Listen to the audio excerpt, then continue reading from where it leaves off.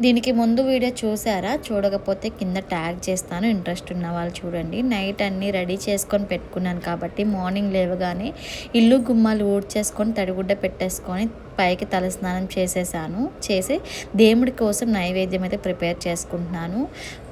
తప్పకుండా నేను బయటికి వెళ్తే దేవుడికి దండం పెట్టుకొని నైవేద్యం పెట్టుకొని వెళ్తా. ఒక ఓపిక లేదు, టైం లేదు అనుకుంటే కనీసం బెల్లం కానీ అరటిపళ్ళు కానీ దేవుడికి నైవేద్యం పెట్టేసి వెళ్తాను. ఒక పక్క జానుని హ్యాండిల్ చేసుకుంటూ, ఒక పక్క వంట చేసుకుంటూ, ఒక పక్క వీడియోలు తీసుకుంటూ బిజీగా నడుస్తున్నాయి రోజులన్నీ.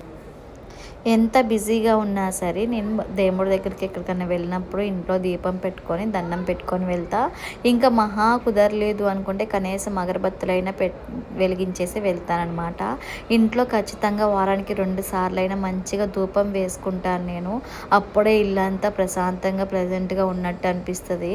ఇంట్లో మీరు ఒకసారి గమనించండి, మీరు ఇంట్లో ఏదైనా చికాకులుగా ఉన్నా కానీ లేకపోతే ఇంట్లో పద్దాకా గొడవలు అవుతున్నాయి మీకు అనిపించినట్లయితే ఇంట్లో వారానికి 2 సార్లైనా దేవునికి దండం పెట్టుకొని ఇల్లంతా మంచిగా ధూపం వేసుకోండి. ఇల్లంతా ఎంత ప్రశాంతంగా అనిపిస్తుందో మీకే తేడా తెలిసిద్ది. ఇంతకు నేను ఏ టెంపుల్కి వెళ్తున్నానో చెప్పలేదు కదా, వీడియో చివరి వరకు చూడండి. మీకు మిరాకిల్స్ జరుగుతున్నాయి కాబట్టే మన లైఫ్లో టెంపుల్కి వెళ్తున్నామని కాదు. ఎన్ని కష్టాలు నష్టాలు ఎదురైనా సరే మనం వారానికి ఒక్కసారైనా 2 సార్లు అయినా సరే, వీలైతే కనీసం నెలలో 2 సార్లు అయినా మనం ఏదో ఒక టెంపుల్కి వెళ్ళాలి ప్రశాంతత కోసం.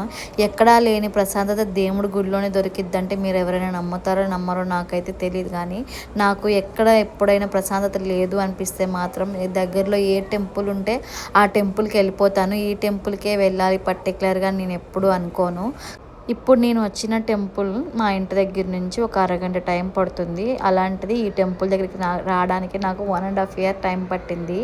మనం ఏ గుడికి వెళ్ళాలన్నా, ఏ స్వామిని దర్శనం చేసుకోవాలి అన్నా కూడా మనంతటా మనం వెళ్ళలేము. వాళ్ళ దగ్గర నుంచి మనకి పిలుపు రావాలి, వాళ్ళు మనల్ని రప్పించుకోవాలి. అప్పుడు ఎన్ని అడ్డంకులు వచ్చినా కూడా దాటుకొని వెళ్తాము.